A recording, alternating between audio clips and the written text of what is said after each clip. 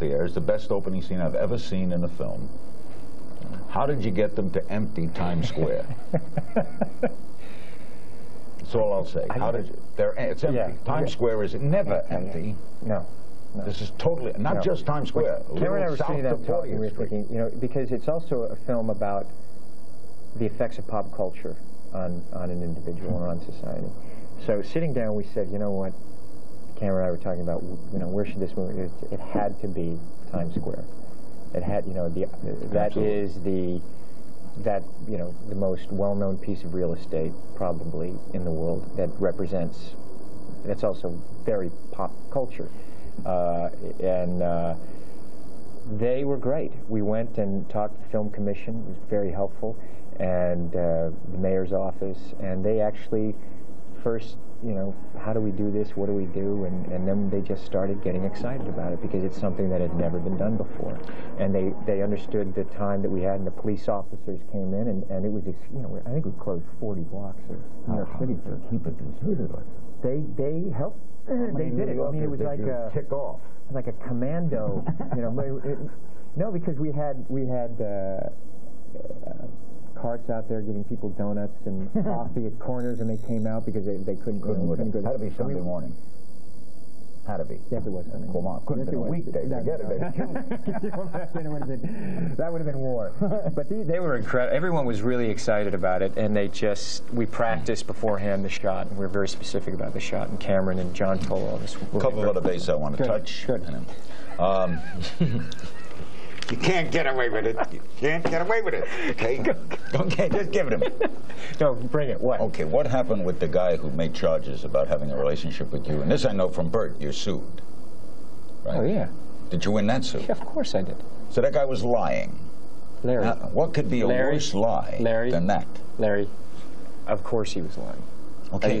He was lying. Of course he was lying. Okay, when you see something like that printed, I mean, why would you not go berserk? I would go berserk.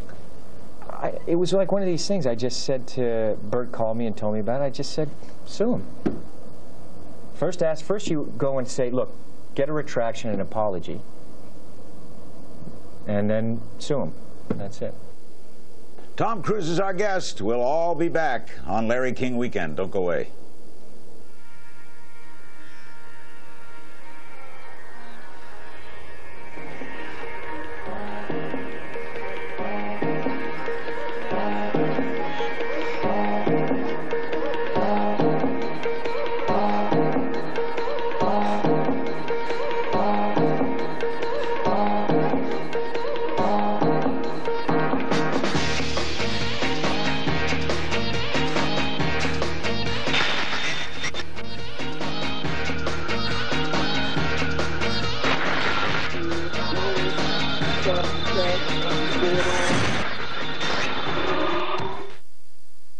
Respected music.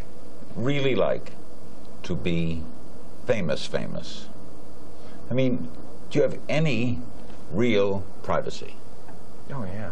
Absolutely. You do? Yeah, of course I do. You have to create it, though. You have to go private planes. Can you get online at a movie theater? No. Yes, I do. Come on. Sure I do. Went and saw Spy Game the other night. Online. Got online, paid for the ticket, walked in. Of course I do. Take the kids to see Harry Potter. Yeah, I do. Took the kids to see Harry Potter. Okay. People come up and say hello, and they're very nice, but I don't have a problem with that. I think so. Therefore, you wonderful. Don't severely alter your life. No, there are differences. You know, I'm sure you have that. Do you Not have like things? you. Yeah, you have things that you know, and there's benefits to it. But you know, I work very hard, and Nick does also, just to try to create a normalcy as much as you can. I mean, of course, it's different. And what's it like to have more money than you ever envisioned? It's not bad. Not bad. We've asked viewers to submit questions through CNN.com. I'm going to ask two of you, and then one more thing on Vanilla Sky, and we're out. It seems that many of your interviews that your kids are the center of your life, and this is from California, on email to CNN.com. How do you balance the demands of your career with fatherhood? Just get less sleep. Be better organized. But the kids are paramount. Oh, absolutely. We know you have 2 children. Would you ever want one of them or both of them, this is from Connecticut, to achieve your level of stardom? This is what I want for my kids. I want them to be happy and healthy, and I want them to make good decisions and be good people. That's Vanilla Sky is different. How's it going to do? You never know. I hope very well. You know, I think if it doesn't catch on, something's wrong.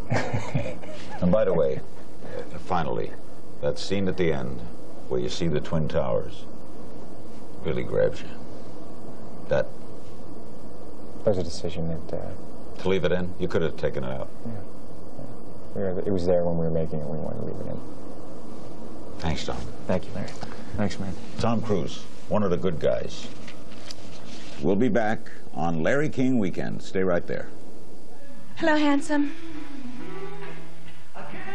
I've come to wish you a happy birthday. Oh, man. I didn't invite you, Julie. That was a little weird. But that's how it works with parties. You have to be invited.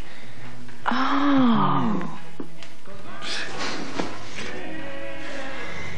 We made love 4 times the other night. Is that good? 2's good. 3 is very good. But 4... 4 is pretty good. 4 is...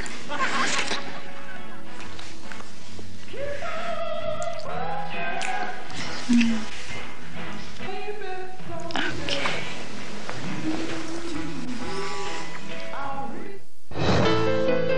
Coming Out of the Dark. It's from Columbia Records' God Bless America album, and by the way, a substantial portion of the money from this album goes to the Twin Towers Fund. Hope you enjoyed the interview with Tom Cruise. Thanks for joining us on this edition of Larry King Weekend, and good night.